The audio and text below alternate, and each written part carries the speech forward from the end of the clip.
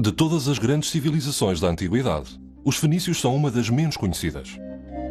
Até meados do século XIX, o nosso conhecimento do povo fenício era muito limitado, pois tinham-se perdido praticamente todos os seus documentos escritos e toda a sua arquitetura. Mas nos últimos 100 anos, as escavações arqueológicas, algumas delas realizadas mesmo no centro de Beirute, trouxeram à luz uma ideia mais precisa desse povo galante que teve um enorme impacto para a história e para a civilização mundial.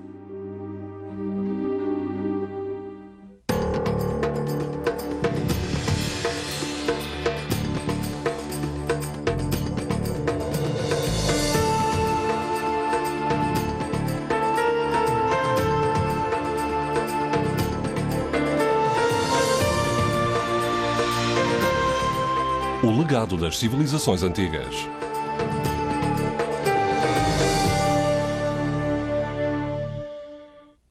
Cartago e os fenícios, a origem do alfabeto.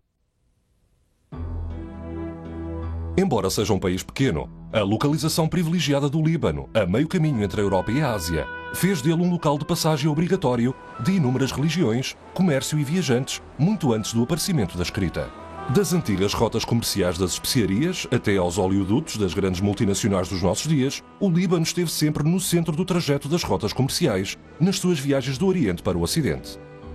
A história do Líbano remonta aos tempos longínquos da Antiguidade, cujo conhecimento é um pouco disperso. Aquilo que se sabe acerca da civilização fenícia é que a sua sociedade começou a desenvolver-se cerca do ano 3000 a.C., na zona mais oriental do Mediterrâneo, numa área atualmente ocupada pela Síria, o Líbano e Israel. Viveram na terra de Canaã até cerca de 1200 a.C. e eram conhecidos como cananitas. Os gregos chamavam-lhe foinos, os romanos chamavam-lhes púnicos, que significava púrpura, e era a cor do corante que eles portavam. Existe um autêntico problema com a terminologia referente aos povos do Mediterrâneo Oriental. O problema às vezes é geográfico, às vezes é linguístico e outras vezes é cultural. Ao longo da costa e no interior estão os cananitas. Cerca do século XIII, este mesmo grupo de pessoas que vive na costa do Líbano é chamado fenícios. Mais tarde, quando os fenícios começam a emigrar e formar colónias no Mediterrâneo Central e Ocidental, os romanos chamaram-lhes púnicos. É um termo étnico, referindo-se àqueles que estão lá fora. Portanto, existe alguma confusão entre os termos cananita, fenício e púnico, mas têm todos a mesma origem.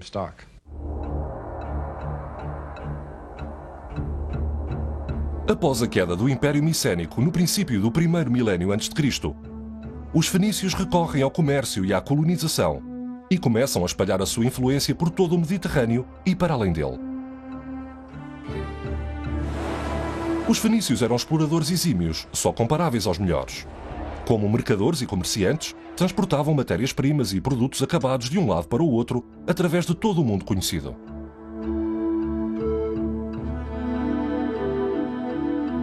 Os fenícios permaneceram no Líbano até que as sucessivas vagas de invasores os expulsaram do seu pequeno território. Primeiro foram os invasores assírios. Depois, finalmente, em 332 a.C., Alexandre o Grande tomou a cidade de Tiro e a riqueza dos fenícios do Oriente deslocou-se para o mundo grego. No Ocidente, os fenícios suportaram uma prolongada guerra contra os romanos. Quando esta terminou no ano 146 a.C., a sua capital no norte de África, Cartago, foi saqueada e incendiada. A partir daí, o Império Fenício do Ocidente passou para as mãos dos romanos. O povo fenício vivia ao longo de uma costa fértil e perto das ricas águas do Líbano. As suas três principais cidades eram Tiro, Sidon e Biblos. Cada uma era um estado independente. Às vezes aliava-se com os outros, mas normalmente agiam sozinhos. Estas cidades albergavam artesãos habilidosos em joalharia de cobre, prata e ouro. Esculpiam marfim, faziam cerâmica e eram grandes peritos em trabalhos com madeira. Apesar de se dedicarem ao cultivo dos campos e à criação de ovelhas e outro tipo de gado, a terra era escassa para a agricultura. Por isso, muitos deles viraram-se para o mar para subsistirem. Assim, os fenícios tornaram-se rapidamente num dos povos que melhor dominavam os mares durante os tempos antigos. O Líbano ficava no caminho das rotas comerciais das caravanas que traziam o ouro, o marfim, os escravos e o incenso de África para a Europa, através do Egito. A partir do Líbano, a viagem por mar foi sempre mais rápida e segura do que a longa e perigosa rota das caravanas. Enquanto as mercadorias mais pequenas podiam ser despachadas por terra, recorrendo a animais, as cargas maiores e mais pesadas, como por exemplo as madeiras, seguiam as rotas marítimas costeiras. Os barcos eram movidos pela força do vento de encontro a uma grande vela retangular que estava presa a um único mastro. Quando não havia vento, recorria-se a grupos de remadores para prosseguir a viagem. Nos tempos antigos, os dois principais tipos de barcos a remos usados no Mediterrâneo eram o navio de casco redondo para o comércio e o navio longo para a guerra. Os fenícios usavam os dois tipos de embarcações. Os fenícios construíram portos, docas e fortificações para se defenderem dos piratas e dos invasores. Aventuraram-se para cada vez mais longe, até criarem entrepostos comerciais e colónias por todo o Mediterrâneo. Cerca de perto de metade da costa do norte de África, desde a costa do Atlântico até ao Egito, estava sob o seu controlo. Também eram a principal força no sul de Espanha. As lendas fenícias narram uma expedição comercial com início no Golfo de Suez, com uma viagem à vela pelo sul, contornando o continente africano e subindo a costa ocidental com passagem através dos pilares de Hércules, no Estreito de Gibraltar, até ao Mediterrâneo. O capitão afirma ter observado a estrela polar a baixar de altura no céu a cada noite que passava, até desaparecer por completo, uma prova de que os marinheiros tinham de facto ultrapassado o Cabo Sul de África. A antiga cidade de Biblos, a 40 km a norte da moderna Beirute, e construída cerca do ano 1100 a.C., tem uma imensa importância histórica. Os arqueólogos consideram-na como uma das mais antigas povoações do Mediterrâneo.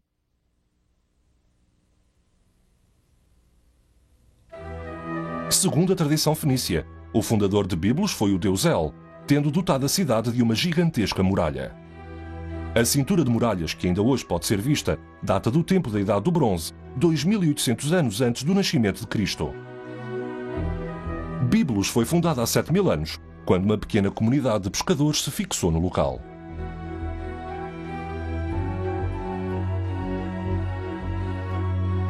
Conhecemos os nomes de alguns dos deuses que os fenícios adoravam. Baal era um dos seus principais deuses e pensa-se que exigia que lhe fossem sacrificadas as crianças.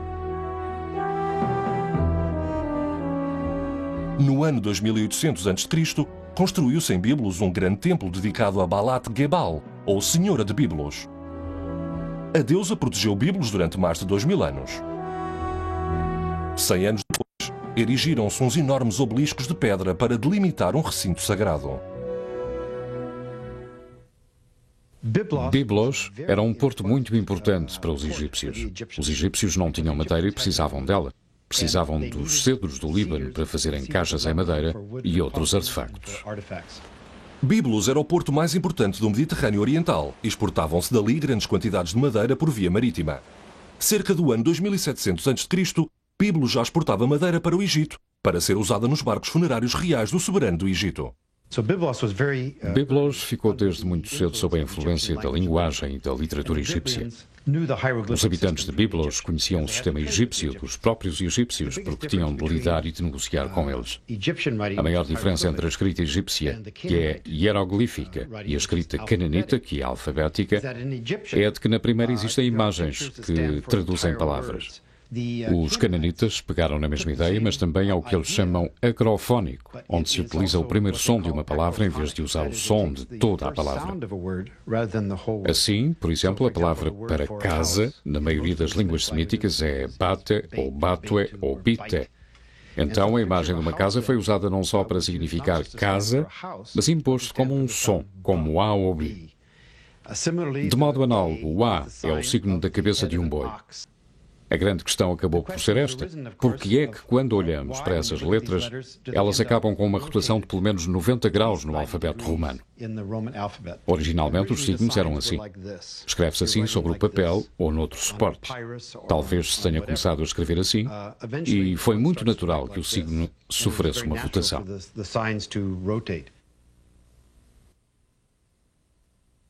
A partir dos pictogramas dos egípcios, eles modificaram os símbolos e criaram um sistema no qual um signo correspondia sempre a um som.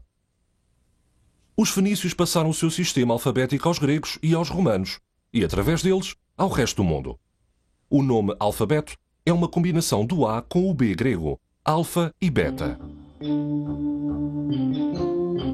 Após a invasão de Alexandre o Grande no ano 332 a.C., a influência grega transformou a cidade fenícia de Biblos numa importante cidade helenística.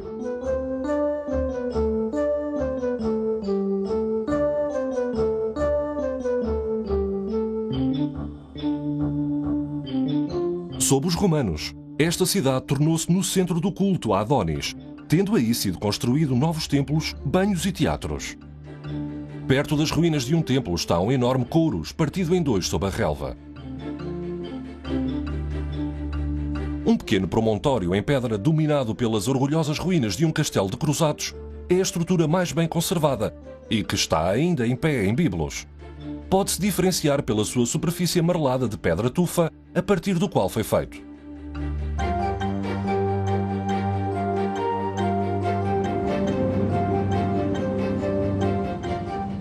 A entrada para o castelo conduz a uma porta que parece ser neogótica.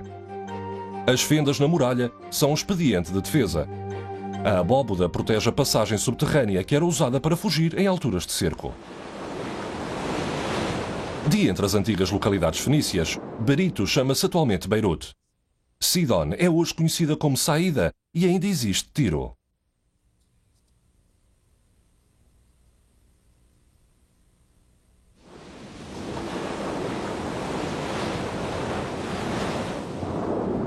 A cidade costeira de Tiro fica a cerca de 110 km de Beirute. Tiro foi fundada cerca do ano 950 a.C., em 6 pequenas ilhas rochosas que ficam a menos de 1 km da costa, num ponto estratégico do Mediterrâneo Oriental. Tiro era um importante entreposto comercial. Era uma cidade poderosa e rica e, portanto, era um elemento fundamental da estrutura do poder dos fenícios. Em breve, Tiro iria colonizar o Mediterrâneo Ocidental, a África, a Sicília, a Sardanha e a Espanha, entre outros locais. O rei Hiram de Tiro foi intimidado por Salomão a construir em Jerusalém o seu palácio e o templo. Hiram forneceu os artesãos e a madeira de cedro a Jerusalém para que fosse construído o grande templo de Israel. A zona exterior de Tiro é mais conhecida do que muitas cidades fenícias. Dado que a moderna cidade de Tiro fica no mesmo local da antiga cidade, sobraram poucos pormenores de qualquer antigo edifício, palácio ou templo. A zona norte tinha um porto natural com um paredão voltado para o mar. A zona sul tinha um segundo porto construído a partir da proteção natural que a própria ilha fornecia. As pequenas ilhas sobre as quais a cidade foi construída deverão ter estado densamente polvilhadas de casas com vários andares de altura. A palavra fenício parece estar relacionada com a palavra púrpura.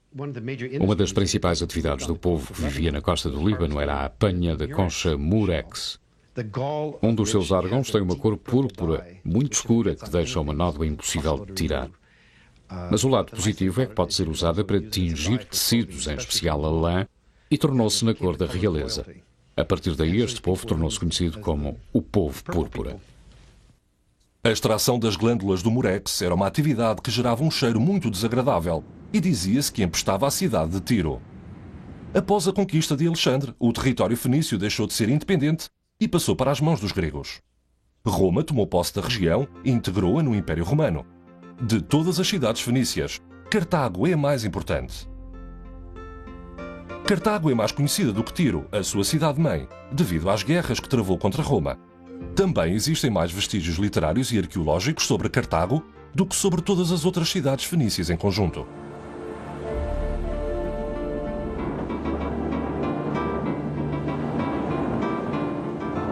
Cartago começou por ser uma colónia de Tiro por volta do ano 800 a.C. Situada numa península de arenito que se debruça sobre o mar, era uma localidade bem defendida e que formava um porto natural. Localizada perto da atual cidade de Tunis, Cartago era um local de comércio de ouro, escravos, marfim e penas de avestruz provenientes do deserto para o sul. Vindo do mar para o norte, chegava estanho, cobre, chumbo e têxteis. Ao fim de 100 anos, Cartago ultrapassou Tiro e tornou-se na cidade mais importante da civilização fenícia. No interior das suas muralhas, a parte sul da cidade era baixa e rasa, enquanto a parte norte subia uma colina até alcançar um planalto. A zona circundante ao porto, a Birza, era a zona de negócios, cheia de edifícios, e alguns deles atingiam 6 andares de altura. Uma casa fenícia típica era constituída por átrio de entrada, que conduzia a um pátio à volta do qual se distribuíam os quartos. Para o lado havia um quarto com uma entrada separada, que era frequentemente usada para uma loja ou um armazém. Sem qualquer fonte de água no interior das muralhas da cidade, cada casa tinha uma cisterna para armazenar a água das chuvas. Um poço chamado Fonte das Mil Ânforas, construído em pedra trabalhada, também fornecia à cidade com água proveniente do subsolo. O principal negócio de Cartago era a importação e a exportação. A sua cerâmica era inigualável. A produção de artigos em lã tingida não tinha rivais. Cartago exportava produtos de luxo com grande procura, como joalharia, perfumes, artigos em vidro e mobiliário com embutidos. A religião dominava a civilização cartaginense e o deus supremo chamava-se Baal.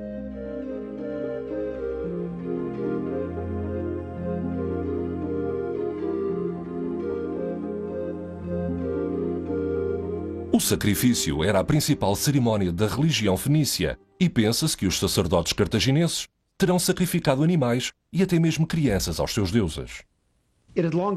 Durante muito tempo aceitaram-se esses sacrifícios de crianças para que houvesse boas colheitas ou para assinalar a passagem do ano. Mas, entretanto, foi-se gerando um movimento que dizia: não, as pessoas não podem continuar a ser tão cruéis. Eles devem ter sido atingidos por epidemias. Na minha opinião, infelizmente, havia mesmo sacrifícios de crianças. Sabemos que esse tipo de práticas tem uma tradição muito antiga no Próximo Oriente. Aparece no Antigo Testamento. Podemos ler no Isaías e noutros sítios do Antigo Testamento esta prática de pessoas que desciam o Vale de Himam, o Vale ao Sul de Jerusalém, e iam oferecer os seus filhos em sacrifício aos deuses, em especial a Baal ou a Moloch.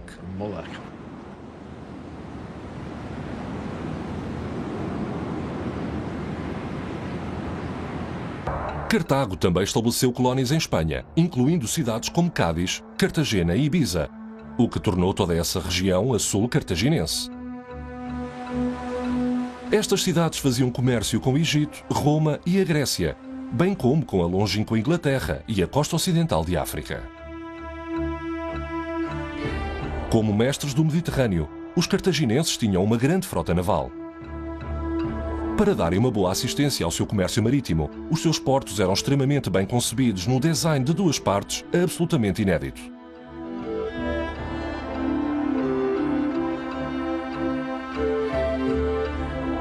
O porto exterior, em forma retangular, era usado para a frota comercial e para o armazenamento dos produtos destinados ao comércio. Um canal estreito permitia a ligação à base naval. À volta de uma doca circular havia enormes arcadas para estacionar mais de 200 barcos de guerra.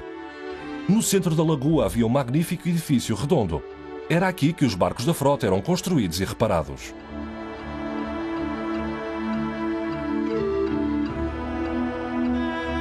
Do topo do edifício, o comandante da Marinha podia observar as partidas e os regressos da frota ao porto.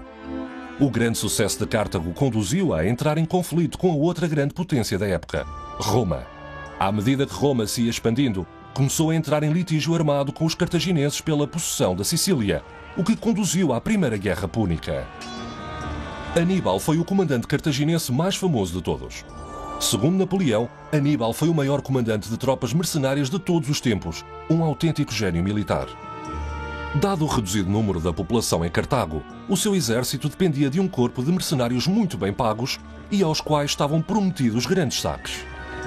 Aníbal começou a Segunda Guerra Púnica atravessando os Alpes com o seu exército de mercenários e elefantes.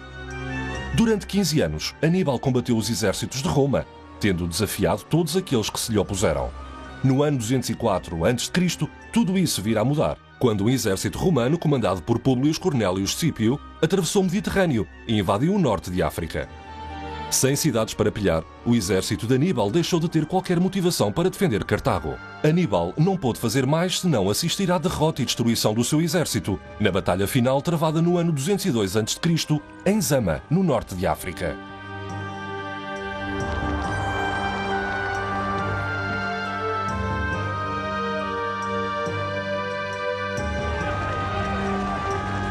Perseguido pelos romanos de cidade em cidade, Aníbal foi finalmente traído e entregue aos seus inimigos de longa data. No ano 183 a.C., o grande comandante dos mercenários suicidava-se com veneno. Cartago recusou-se a aceitar a subjugação a Roma. Roma atacou Cartago no ano 149 a.C. e começou a terceira e última guerra com o seu grande rival. Os exércitos de Cartago repeliram as tropas de Roma durante 3 anos, mas acabaram por ser derrotadas no ano 146 a.C. Os poucos sobreviventes foram vendidos como escravos e a cidade foi completamente pilhada e reduzida a cinzas.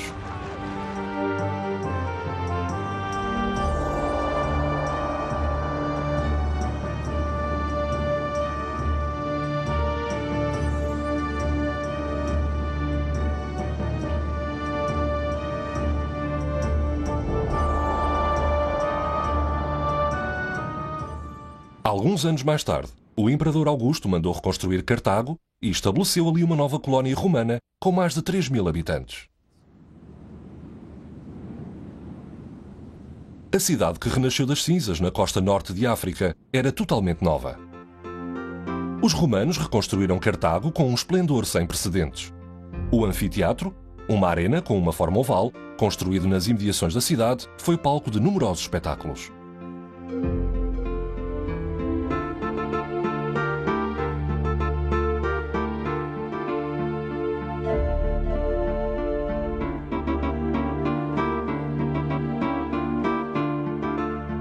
Na estação arqueológica encontram-se as ruínas de uma vila romana. Esta casa, com uma esplêndida vista sobre toda a costa, é conhecida como a Casa do Aviário, por causa da imagem de um aviário no mosaico do chão. Tem um pátio clássico circundado por colunas e um pequeno jardim octogonal.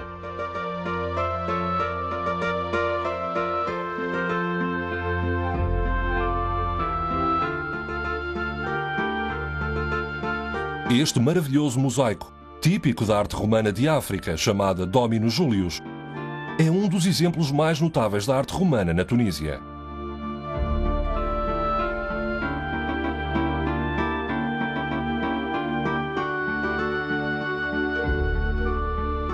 À medida que o cristianismo começou a substituir o paganismo, mandou-se construir a igreja Domus Caritatis, a maior basílica cristã em África. Descobriram-se aqui recentemente sepulturas cristãs muito antigas e no Museu de Cartago existem pedaços de cruzes, vasos e telhas em terracota que foram encontradas em algumas das sepulturas.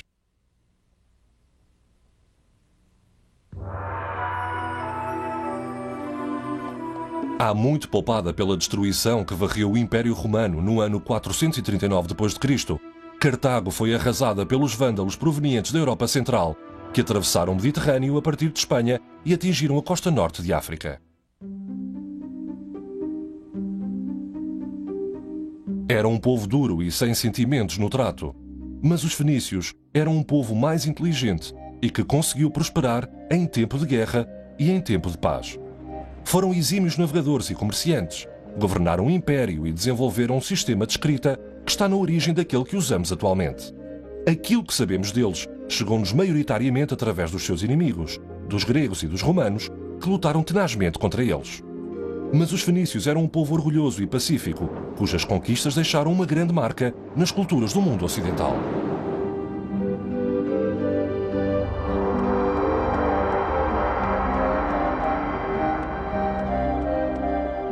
Versão portuguesa via satélite.